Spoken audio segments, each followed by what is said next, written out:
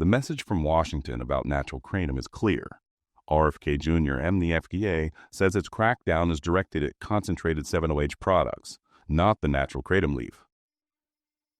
I'm in agreement with the FDA and the Secretary of Health, who in July released a report saying 7-hydroxy is a serious problem. They said our concern is not kratom.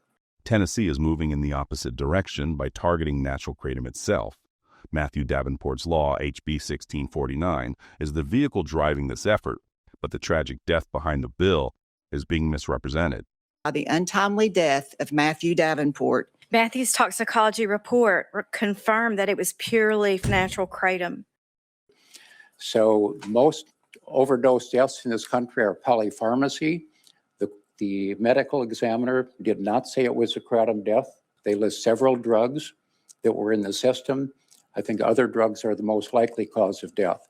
The autopsy points to a serious multi-drug overdose picture, not as simple as one substance narrative. The toxicology level tells the story clearly. The diphenhydramine or Benadryl level was 3,000 nanograms per milliliter. That level alone is a fatal level.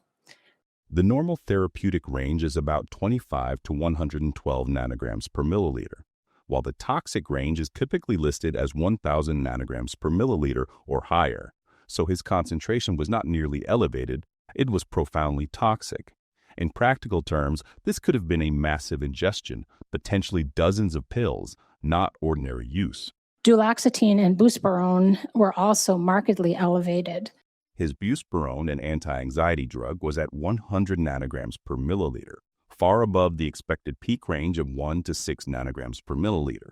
His duloxetine, an antidepressant, also used for anxiety and pain, measured at 320 nanograms per milliliter, well above the usual therapeutic range of 30 to 120 nanograms per milliliter. These medications cause serious interactions, not just additive, but they actually multiply the interaction. And they can cause fatal central nervous system depression, cardiac arrhythmia, and serotonin toxicity. The manner of death was ruled accidental, not poisoning by kratom. Mackey's mitragynine level was just 810 nanograms per milliliter, far below single-drug fatal case benchmarks. Furthermore, lawmakers were missing crucial medical context. He was working hard to rebuild his life after overcoming alcohol addiction. He was living in a sober home. The medical examiner noted severe alcoholism, pancreatitis, and aspiration, indicating that he had already had significant pre-existing respiratory risk factors before these substances entered the picture. FDA's own statement on kratom lethality risk is, and I quote, "Deaths associated with kratom are rare and generally involve other substances." HB 1649 would ban the plant itself, harming thousands, tens of thousands of Tennesseans who benefit from kratom for stability, pain relief, and maintaining sobriety. HB 1649 has been driven by a false narrative by a single legislator who has ignored the science and the many Tennessee consumers who have advocated against this ban. 500,000 Tennesseans consume natural kratom leaf, and they deserve a policy based on facts, not fiction. This proposal dismisses both fair testimony and the testimony of leading experts. Tennessee deserves policy based on facts.